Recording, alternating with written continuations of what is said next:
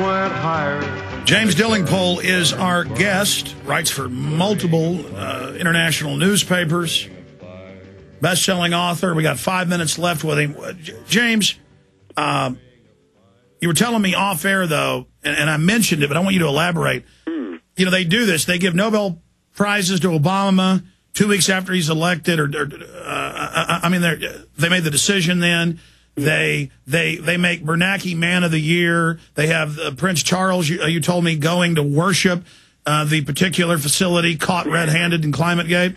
Yeah, he's gone to tell the people at the Climatic Research Unit that everything's okay. He says, "Well done, all of you," said our future king.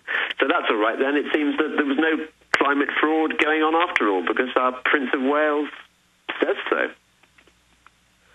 It's a bit sad, isn't it? But there are so many powerful people involved in this scam. And, you know, what are we going to do about it?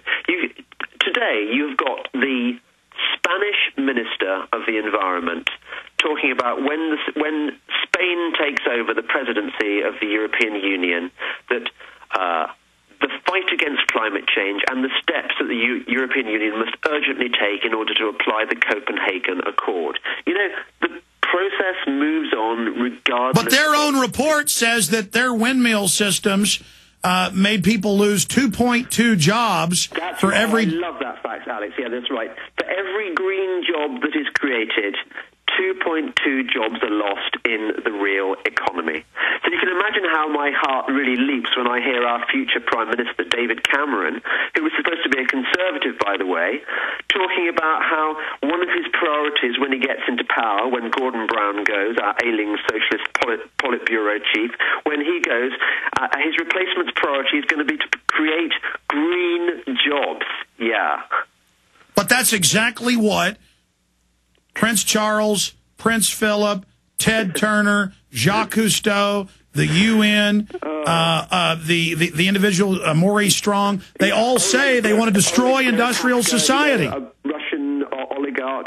You know, there are so many plutocrats who are exposed to carbon trading, which is why they are so desperate for Kyoto to be, you know, for the Kyoto carbon trading agreement to be ratified at Mexico this year. And our main job, is for this to be stopped.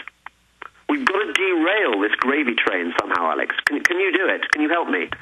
Sir, I'm absolutely trying. We have no future if we don't. But the point I'm making is they're on record saying they want to destroy jobs. They know cold-bloodedly they want to bankrupt everybody, so we're all dependent on their collective estate.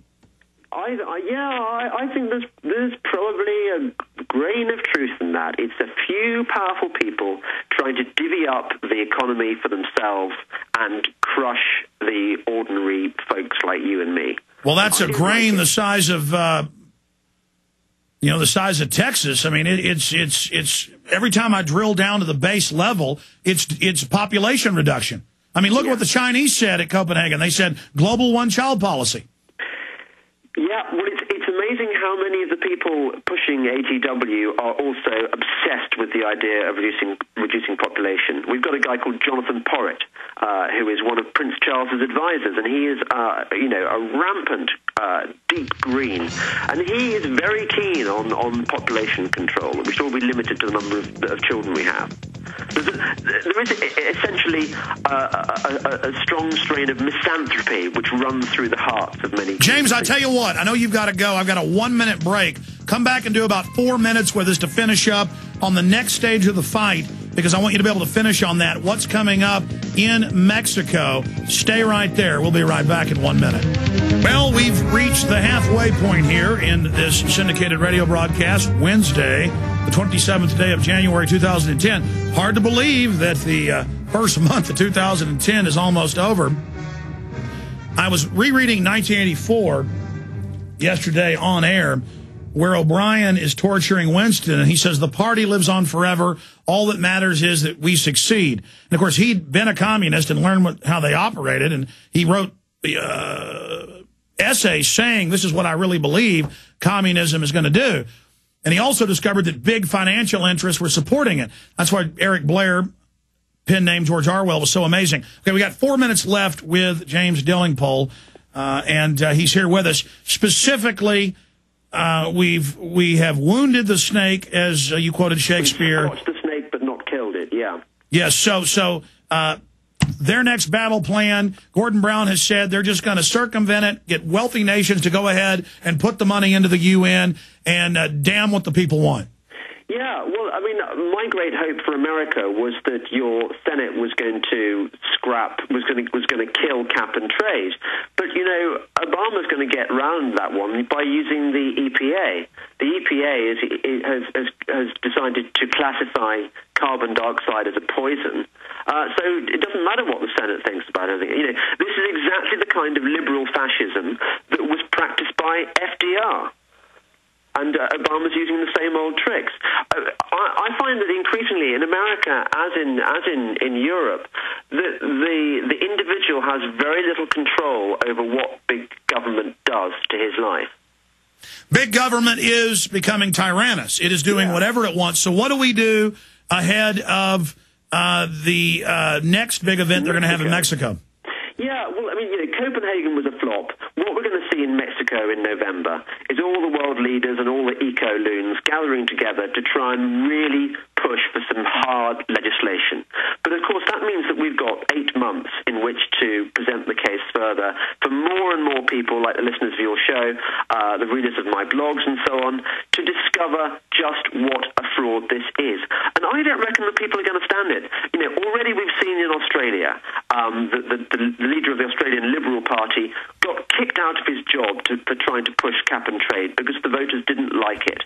And I think we're going to see more and more of this, of people reacting against this scam and saying enough is enough. We will not be taxed. We will not be regulated in the name of a problem, man, bear, pig, that was invented by Al Gore. But man, bear, pig is real. It's half man, half bear, half pig. Yeah. Pachari says he's got a peer-reviewed report that he won't give us the data on that man, bear, pigs are endangered. Yeah, I think the time has come to kill man, bear, pig, to scotch and kill man, bear, pig. Well, then it would be an extinct species, like the unicorn. Yes, and then we have to feel very sad about it and blame ourselves like we did with the dodo. So ahead of what's happening in Mexico, we just need to continue, because it was the activists, the bloggers that pushed and ran the blockade of the media blackout that first week or two on ClimateGate. We've got to run the blockade with all these news scandals. Yeah, none of this would have happened. These arguments would not be being heard were it not for the blogosphere and the radio shows like yours. You know, the MSM has been completely against us. You know, the whole system has been against us, trying to cover this scam up. I got to throw this in quick. Cass Sunstein, the regulation czar, in public policy papers says it should be illegal to criticize man-made global warming. I don't know if you saw that. And separately, Europe's been saying that. Yeah, absolutely. Of course, they would rather silence us using whatever means at their disposal. And this is why, you know, our freedom of speech on the internet is more important to guard jealously than ever before, because our lives and our freedoms depend upon it. That is no exaggeration. JamesDillingpole.com is the website. James, always great having you on. I know we'll speak again. Have a great evening. Take care. Goodbye. Speaking of internet censorship, Australia, Italy, they're all announcing Chinese-style censorship. That's coming up, too.